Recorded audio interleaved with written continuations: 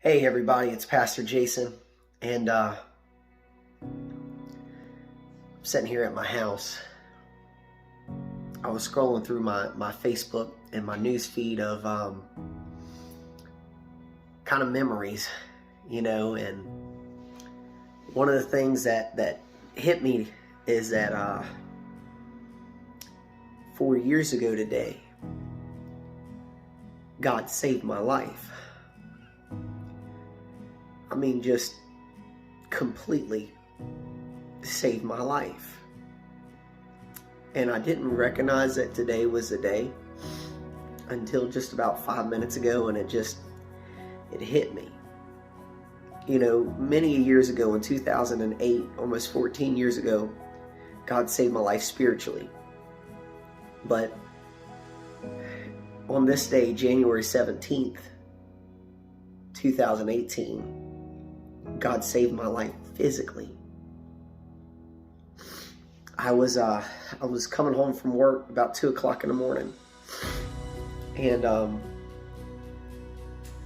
wrecked.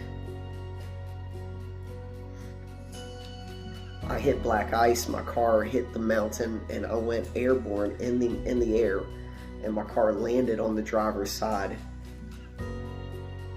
It was 2 o'clock in the morning. Nobody was around. I was going through a severe depression at the time. Even though I was a pastor, I was going through a lot. My best friend had shot himself, and I was trying to learn how to cope with not having him in my life anymore. I had left a ministry where I was a pastor for 6 years, and it was flourishing, and I really felt the Lord just wanted us to open an outreach center, and it was just so much on my plate. I was working second shift, and my wife was working first shift. I never seen her, never got to see my children for a year straight. And on January 17th, God really woke me up from a sleep, spiritually speaking, because I just felt like I was just going through the motions of life, and that I really wasn't just being who God had called me to be.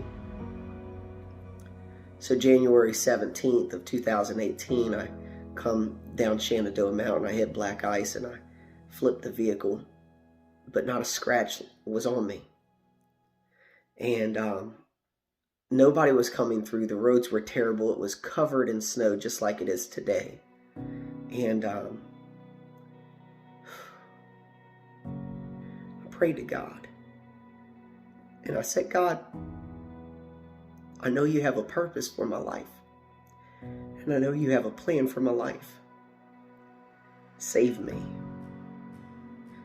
It was so cold outside. It was like 8 degrees out, and I'm walking up a mountain, and the Lord said, pull out your cell phone. And I pulled out my cell phone, and I just got service, and I was able to call 911. And now, who is a current church member, but back then I didn't even know him, Jeremy Fleming, was driving down the mountain that day. And he stopped, and he picked me up, and he kept me warm in his vehicle until the ambulance came.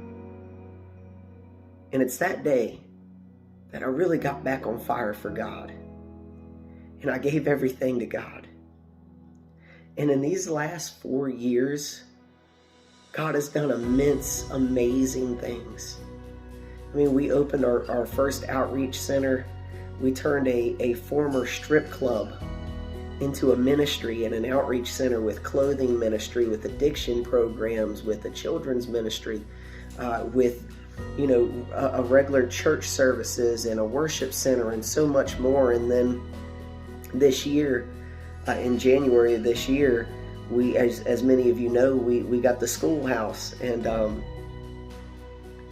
44,952 square foot, where we're going to continue to expand services, and we're opening up another ministry there to do God's work. And if you would have asked me January 16th before I had a wreck, if you would have told me, should I say that all these things would come to pass, I'd say you're crazy, because I'd almost given up.